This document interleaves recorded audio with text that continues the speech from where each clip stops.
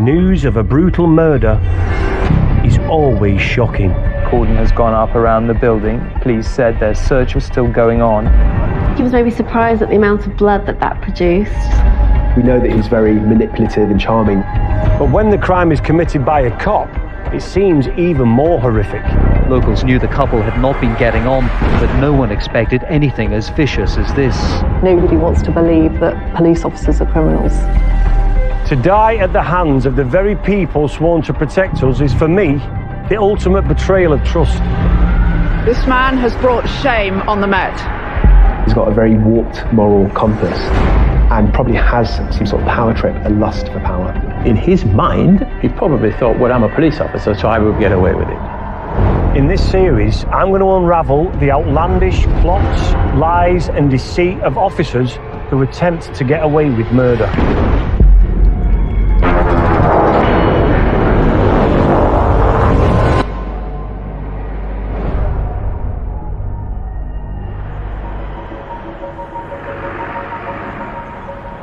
Stephen Jones was a celebrated police officer, cited for bravery.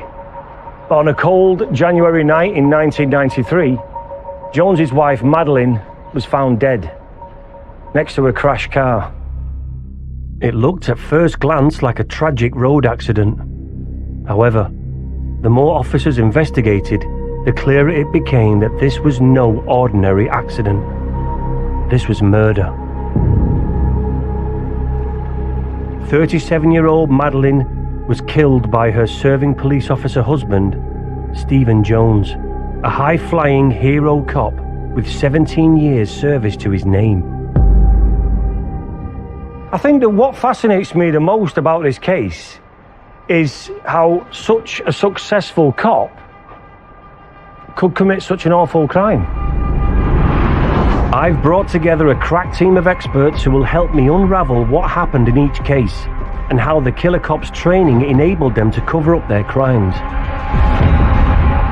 Former top anti-corruption cop Julie McKie, Serena Simmons, a leading psychologist, and Met murder detective Howard Groves, who helped solve over 50 murders. They are going to introduce me to some of the worst cases of killer coppers from around the world. Julie McKie is a former detective superintendent that has spent a large part of her career dealing with bent coppers. And if anyone can help me understand how the mind of a bad apple works, it's her. So could you tell me about Stephen Jones? So on the day of the crime, he was at work, driving around, dealing with the public, responding to calls where people are perhaps reporting offences that have happened. But at the same time, he's using his police car to go and scout out how he's going to commit his crime later on that day. On the one hand, protecting the public and looking after them, and on the other hand, planning a crime that is going to destroy all public confidence in him and policing. So the first people that arrive at that scene, they assume this is just a tragic accident. Yep, so there's a couple driving along in their car and they come across this, her red little Metro that's left the road and she's by the side of it on the ditch and it looks like she's just had a crash. What's gone on? So they call the police.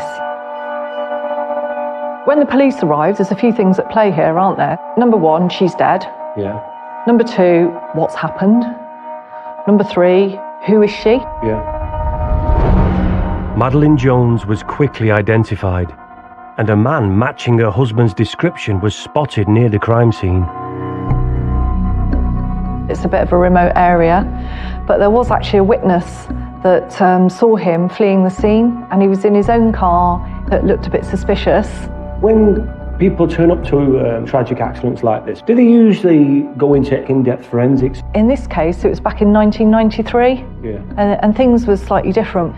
So they would have gone up and had a look and thought, oh, right, that's pretty straightforward. The car's left the road, she's lying there dead, the windscreen's smashed, it's hit a tree, okay. So that first initial assessment, I think, was pretty straightforward. Do you think he relied on the fact of that time that they didn't really go into in-depth investigations of forensics or anything like this? He was probably using his police knowledge to think, they won't look too deep into this. Do you think that's the case? I think that's exactly what he thought was going to happen. Wow. Stephen Jones picked what he thought was the perfect secluded location for a seemingly tragic accident. This was the scene. Madeleine's red Metro veered off the road into the remote Tinkersdale Wood.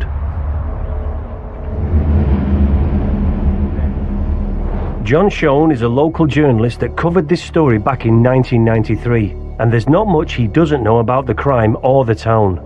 This is an area known as D-side, an area that's a nice rural area close to an industrialised area. The area was regenerated in the 1980s, so there's a large industrial park close to here which employs blue chip companies. It's also an historic area because the village of Harden was actually the home of the great Victorian Prime Minister William Gladstone. Tinkersdale Woods is well known for country walks. Lots of people go there. I feel like I need to see where Madeleine Jones's body was discovered, and John has agreed to meet me there and talk me through just how a tragic car crash became the scene of a major police investigation. So this is it, John. This is the crash site. This is the scene of the crime. So when police first arrived, what would they have found? Well, they found the car up against a tree. The windscreen had been smashed. There was nobody in the car, but when they went down a little bit further from the tree, there's a stream down below, and they found the body of Madeleine Jones lying face upwards. Before the accident, Stephen Jones had made a call to his fellow police officers.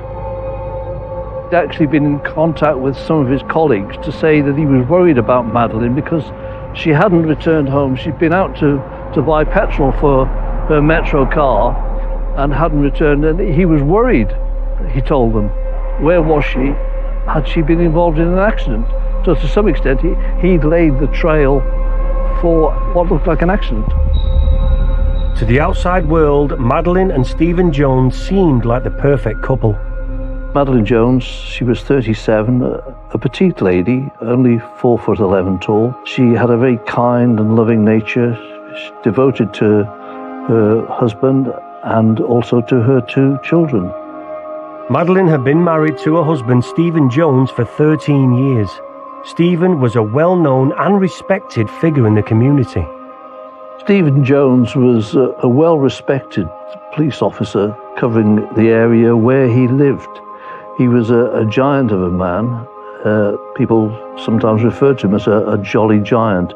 He was 6'1" tall, weighed 19 stone, and he was a bit of a local hero. He'd actually gone to help a young woman. She'd gone into a local pond, an ice-covered pond, and he'd gone in to help her out. He was holding her for quite some time until the emergency services arrived. For that, he was commended. He was hailed as a hero. His picture appeared on the front page of one of the local newspapers. So he was very popular. You know, he was a guardian of the community, really, as well as a pillar of the community. An all-round good guy, as you might say. But this good guy was hiding a dark secret. At 10:40 p.m. on the 3rd of January 1993, the battered body of his wife Madeleine was found lifeless in a stream. It's just quite eerie being here, just knowing that Madeleine's body was in the stream, and I've got photos here of the crash site, and I can see the car would just have been there. To all intents and purposes, it was a tragic road accident, but as time developed through the night after the accident, the police investigators found that there were various things that just didn't add up at all.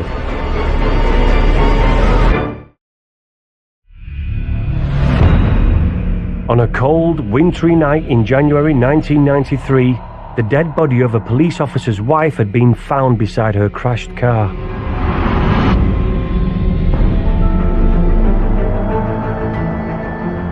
The assumption? This was a tragic accident. That assumption would be wrong. Local journalist John Shone is walking me through the crash site. The first officers on the scene obviously were investigating what appeared to be a tragic road accident. There must have been a real sense of, this is Stephen Jones's wife, a sergeant's wife here, that's apparently dead in a stream, so there must have been shock.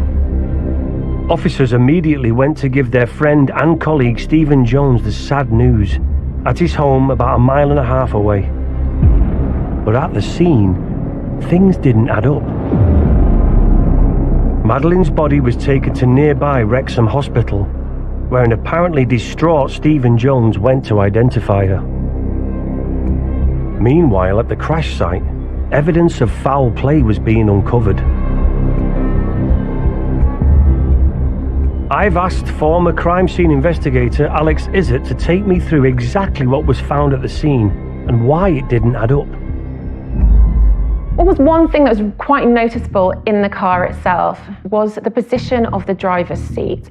Now, Madeleine was quite short. However, this seat was quite far back. Now, looking at Madeleine, she's only 4'11". There's no way that her feet could have reached the pedals, let alone her hands at the driving wheel. So all of that suggests that there was something amiss here. The evidence at the scene continued to unfold in front of the forensic experts. Looking at the vehicle itself, we're looking at the front of it and we're not seeing a huge impact there. So straight away, we're thinking, right, well, how did this vehicle get here? It doesn't seem that there was any skid marks, there wasn't any swerving on the road, and the speed that it went down the verge and hit the tree, it suggests that it wasn't actually going as fast as it should be. Looking at the victim and where they're positioned and the windscreen itself, we can see this person fell through a windscreen. The autopsy found that Madeleine had only one impact that caused this trauma to her head. But also, if you hit your head on a windscreen and it's breaking, you're going to have glass on you and you're going to leave behind parts of you. There was no glass on Madeleine in her hair, in her skull that we would expect to see. However, looking at this windscreen, there was damage to it, but oddly placed. There was 3 sets of damage which would be radiated from the windscreen, breaking it apart. And in there, where we would expect the holes to find the blood and the tissue, what we see is rust instead, suggests that a metal object hit that windscreen.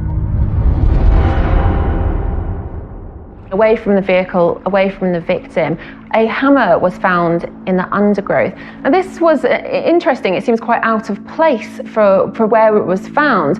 So this would also start alarm bells. So then, how did the body get to where it was? Well, there aren't any footprints. Well, there's no evidence of Madeleine crawling out of the car. We would have seen that movement. And when we get to the body and we examine it, we would have seen dirt on her hands, on her clothes, as she was trying to crawl away. But there's no evidence to suggest that.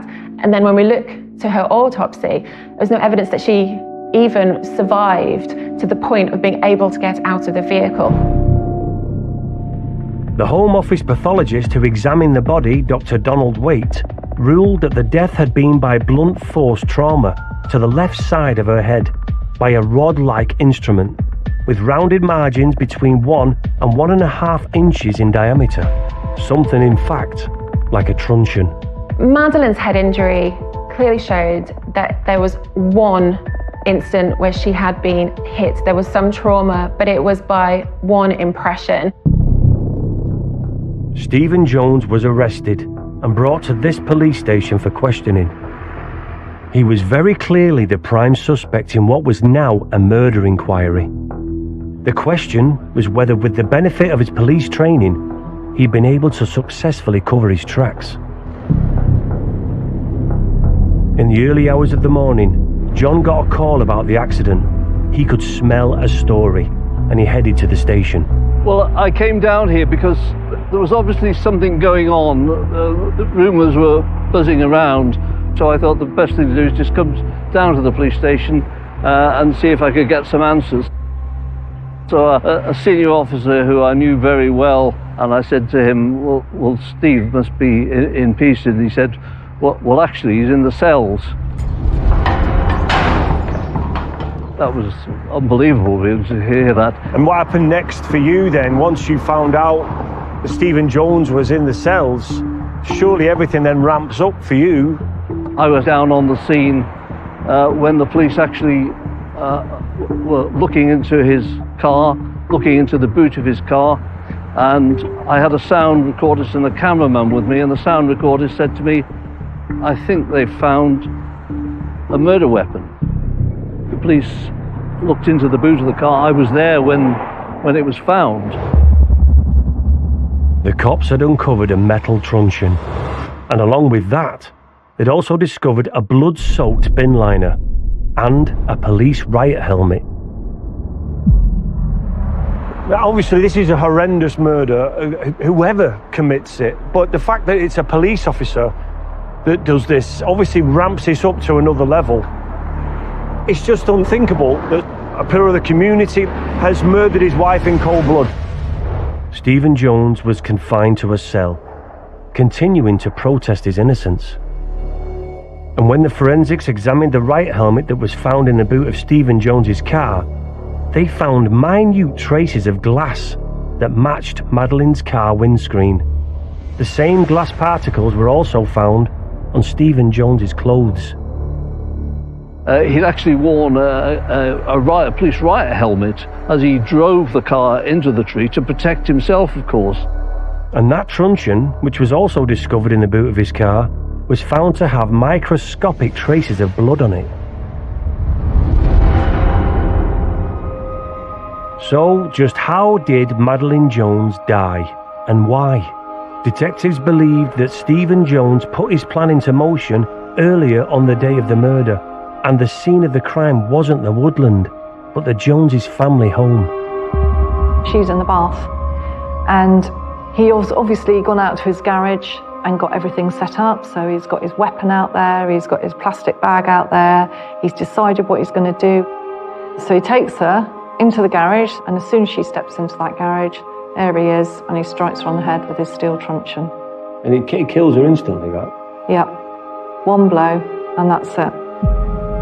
It seems extraordinary that a man with a seemingly impeccable police record, apparently happily married with 2 young children, could be capable of such savage cruelty. To shed more light on this case, I've asked former Detective Chief Inspector Howard Groves to help.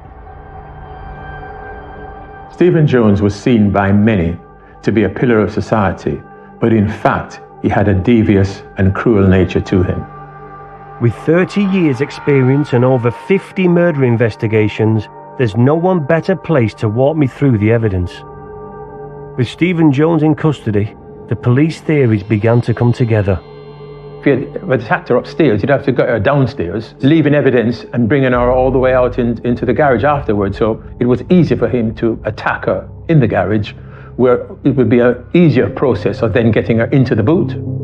So how did Stephen Jones lure his wife into the garage? He wouldn't have wanted to disturb the children in the house. He had to lure her into the garage, and under the pretext that her brother was ill, having a heart attack, because he probably knew that she would be, if she was having a shower or whatever, she'd be straight downstairs and in the car and out.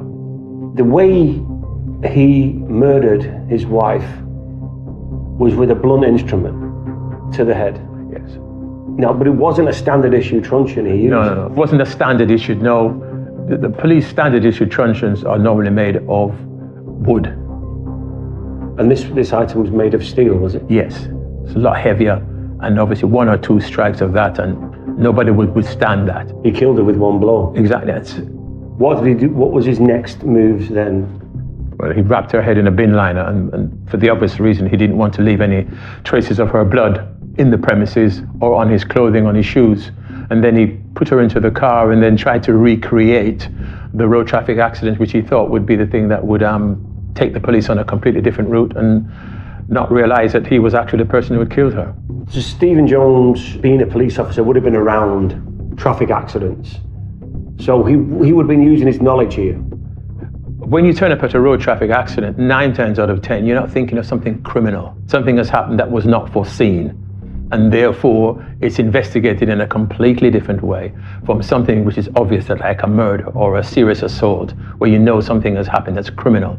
So that's the difference. He knew that the officers would be kind of blindsided, hoodwinked into thinking this is just an RTA and nothing more. So when the crash site had been found and they'd identified that it was Stephen Jones's wife, what happened next? Officers turned up at his home just to console him. In many ways, that wouldn't be uncommon, because as far as they were concerned, it was just a traffic accident. The unfortunate thing for Stephen, he therefore didn't have an opportunity to get rid of the weapons that he was using, one, to attack her, and also to create this road traffic accident. So in many ways, that worked against him. By them turning up, he didn't have the opportunity to do those things, because by then the forensic officers were then at the scene looking into it, and they obviously took the view, this is not what it seems. So while they were consoling him in one breath, other officers were doing their job diligently, and that worked against him. From being the husband that's been consoled, he became the prime suspect.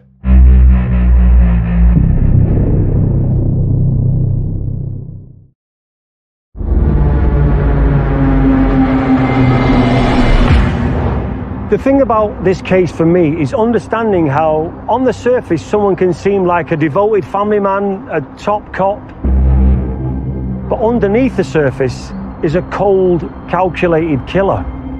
In the days following the discovery of his wife's body, Jones had remained adamant he knew nothing about her death. A lot of times when you deal with investigations like this, there's denial by the suspect, and no different to Jones. He denied it as long as he could, but as the evidence mounted, he realized that he couldn't stick to the denial. So after Jones had been arrested, what did he say under interview? What was his statement? So his initial account was that he denied all knowledge of anything. He said, as far as he knew, she'd gone out in the car and it had crashed, and the first he knew about it was when the police came to him. He said that he had nothing to do with it, denied that he'd assaulted her and killed her. The car crash theory that he'd hoped his colleagues would buy no longer held up. He was going to have to improvise. Police officer Stephen Jones had been in the cells for 2 weeks, denying he knew anything about his wife's death. But now, he was in the interrogation room, on the opposite side of the table. As they gather their evidence, and then they start laying it out on the table in front of him, or through his solicitor, he will start to realise that actually it's all coming together now. Their jigsaw is being formed, and they know what's happened.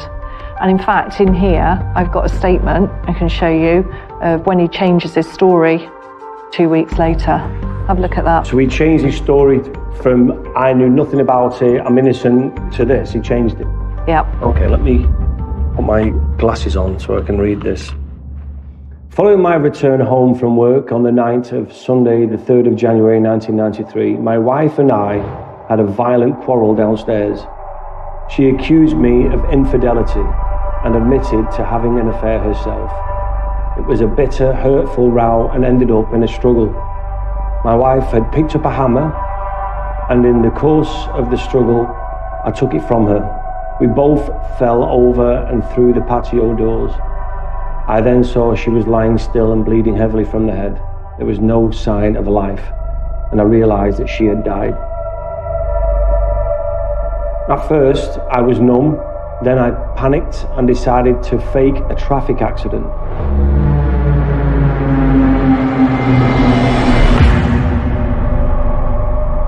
I carried my wife to the car and drove about for a while before deliberately driving into the wall on Tinkers. I then pulled my wife from the car and eventually walked away. I mean, it's so unbelievable, that statement. So from this account where he changed his story, and he mentions a lump hammer, that there was a struggle, how do we know that it wasn't a lump hammer that was the murder weapon, or she didn't bang her head when she fell through the patio doors? So if you remember when the pathologist comes out at the beginning on the night and he's not happy about the injuries, when he actually does the post-mortem, They can look and see exactly what that injury is like, and they can tell you exactly what sort of weapon has caused it. And as the investigation unfolds through that first day, and they discover this truncheon, the steel truncheon, they take that to the pathologist and say, what do you think about this as the murder weapon? And, you know, I've done it myself, where I've taken different weapons, some that I was convinced was a murder weapon, to the pathologist and said, what about this? And he's like, nope. And so you have to go away, and when you've got the right one, he'll tell you how and why it's the right one. So they're pretty sure it wasn't the lump hammer, it wasn't the fall on the patio, it was definitely that steel truncheon that did it. But what drove him to such a horrendous crime, when he must have known that there was every chance that he wouldn't get away with it? Nicknamed the Bull because of his 6'1", 19-stone frame, Jones had been in the force for 17 years and had an exemplary record. So why do seemingly good cops turn bad? What's it like for you to investigate a cop that you know is a criminal? So that's probably one of the most challenging bits of policing, and for two reasons. One, you don't want to believe that they're a criminal. Nobody wants to believe that police officers are criminals. So I think that's quite difficult for the whole of policing and the public to get over, as well as individuals. And then on the flip side, you want to know that if they are a criminal, you don't want them anywhere near your police force. And so you've got to be absolutely focused on getting to the truth. So if we look at the case here with Stephen Jones, for example, what is he like as a cop and a criminal? At the very beginning, no one thinks he's a criminal. Madeleine and Stephen Jones had been married for 13 years. They had 2 sons together, and on the surface, had a wonderful marriage. What was going on behind the scenes? Psychologist Serena Simmons is going to help me get into the mind of a murderer. What sort of a man would you say Stephen Jones is? He's a man with an incredibly fragile ego, I think, to start with. He really wanted to portray the right kind of character in his job. He wanted to climb the ranks. He was really intent on presenting a really together profile of who he was in his career and with his family. So he wanted that family set up, and it was really important that people knew he was a good husband and father, maybe behind the scenes.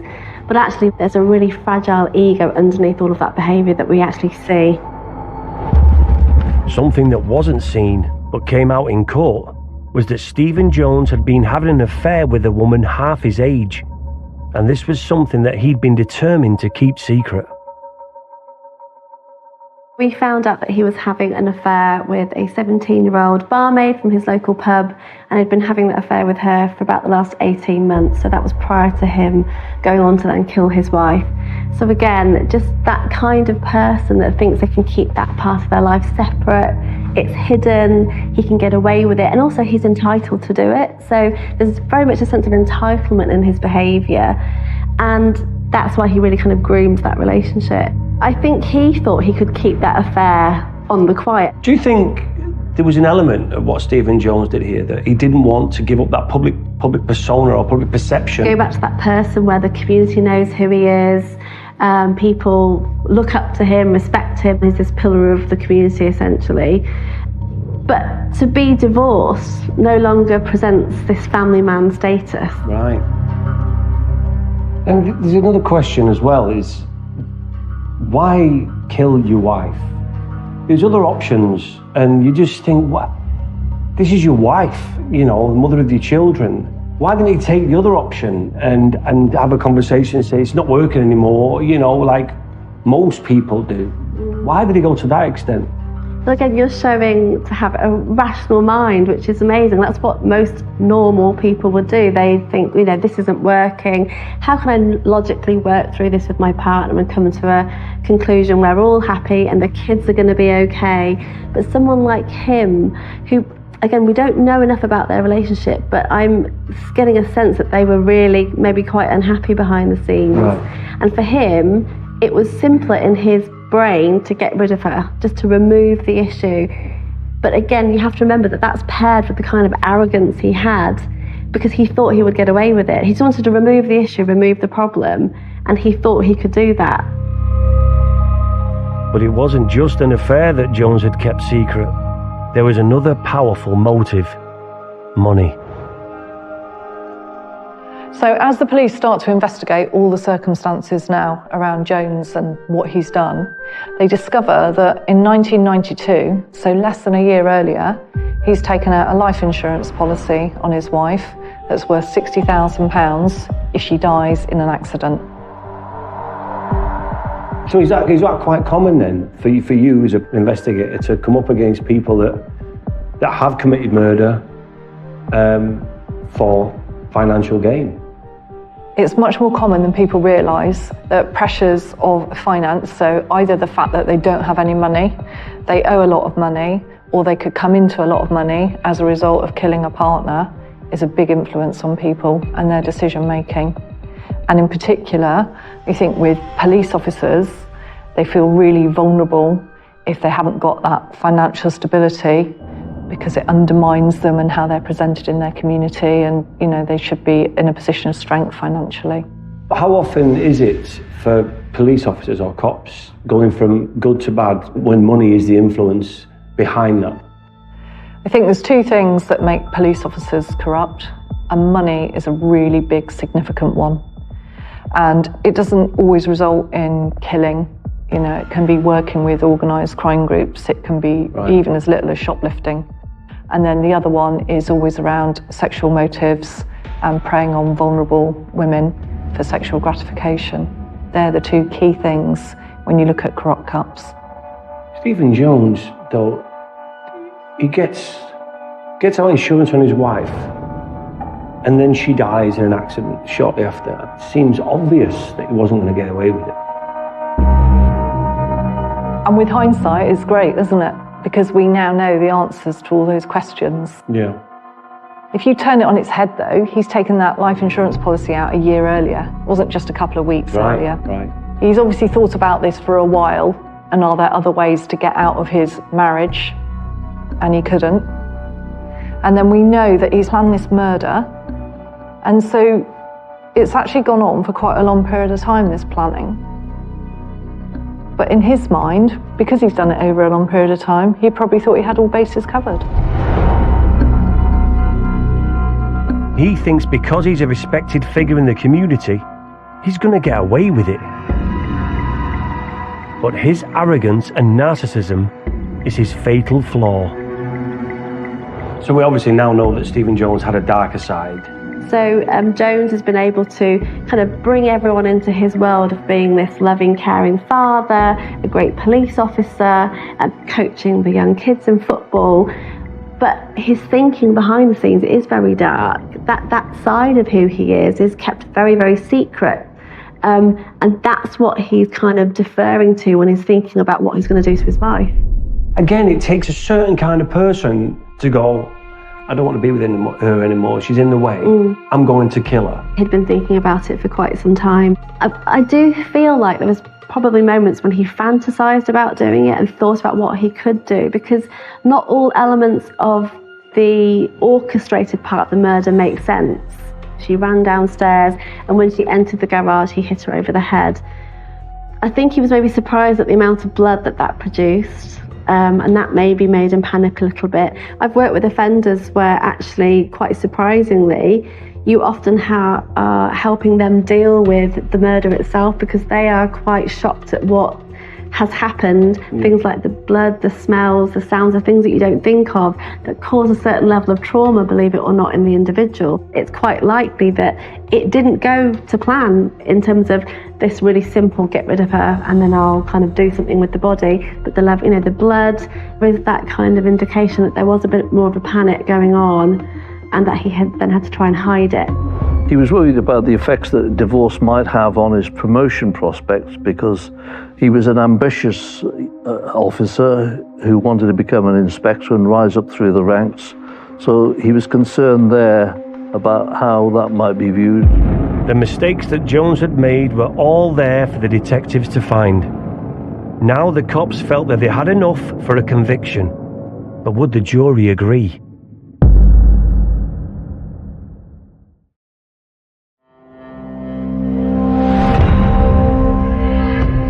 In January 1993, it had taken the police hours to realise that Madeleine Jones's death wasn't the result of a tragic accident, but was in fact murder.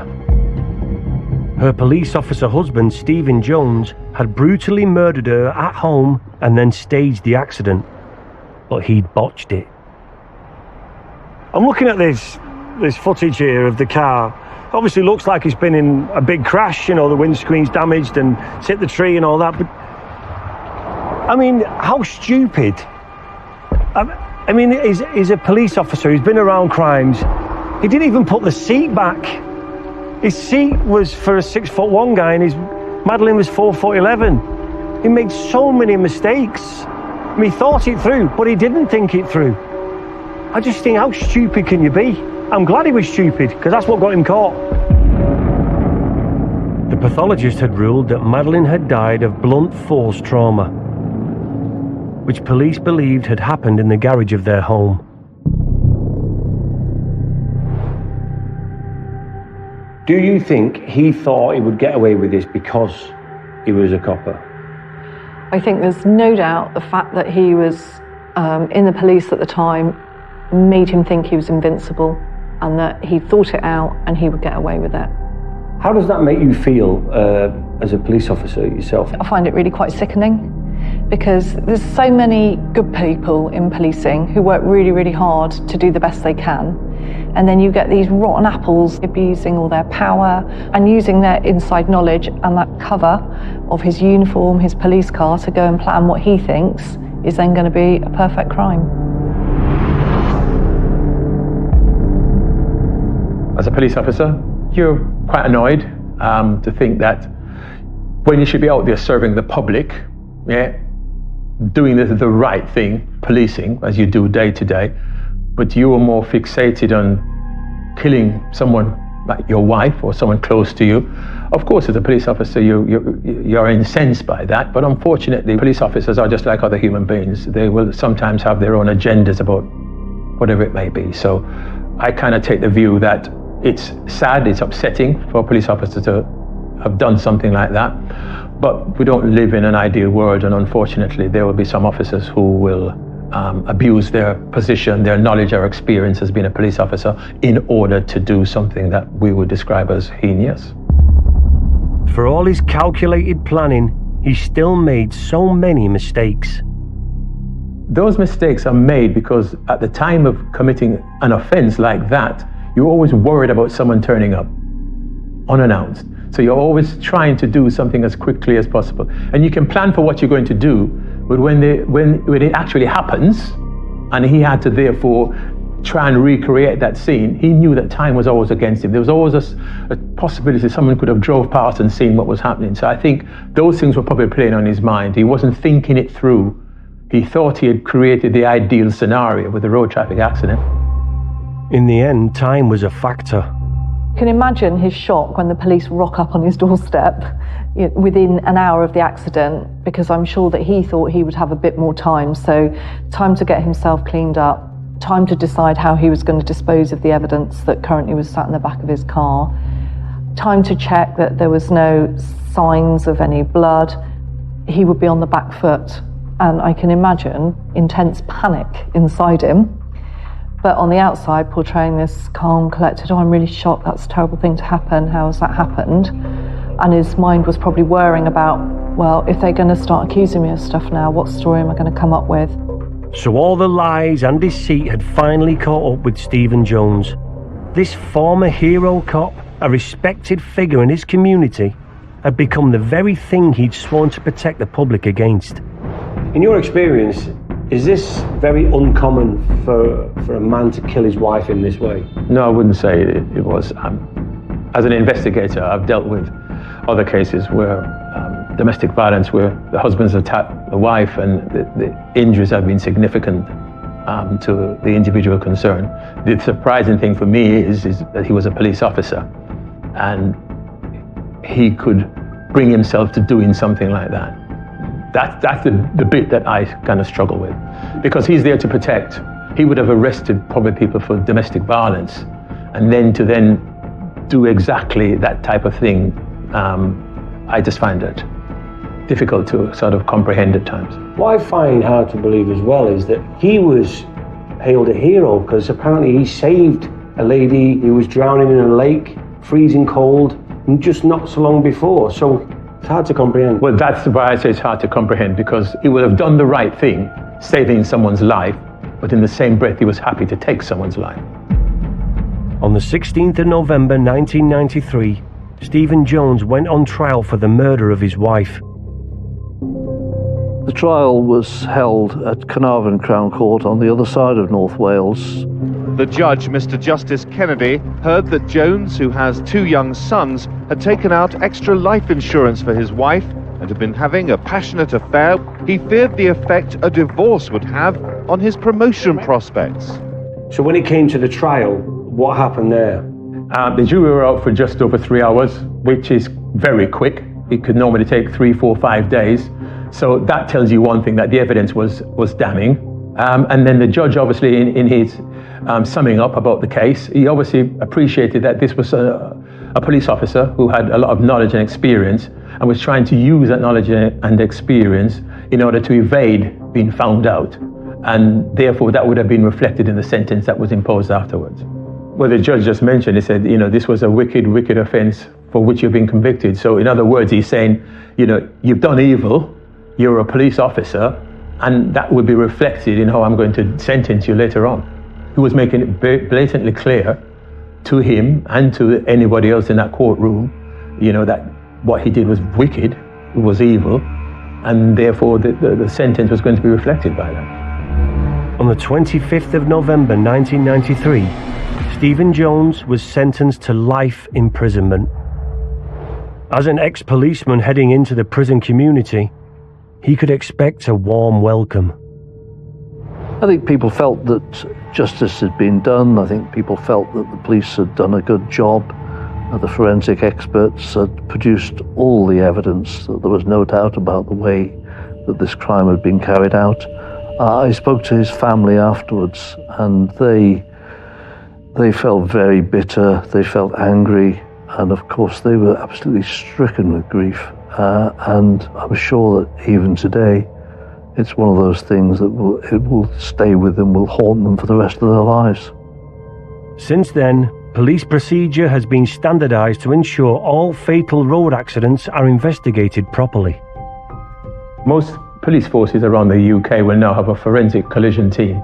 So they will be officers who have got the expertise and the knowledge to investigate road traffic accidents where somebody dies, as compared to constables turning up at a scene of a road traffic accident where someone has died, and they probably only got 3-6 months between them. They wouldn't have the knowledge and expertise in order to investigate those matters. So that was a good example of learning from what had happened. It was a betrayal of his sisters and brothers in blue when he decided to cross the line and become a killer. And for what? Money? Love? The idea of a new life? Only he will know his true motives. In the end, this wicked murderer Stephen Jones was brought to justice, proving him to be a monster masquerading as a hero.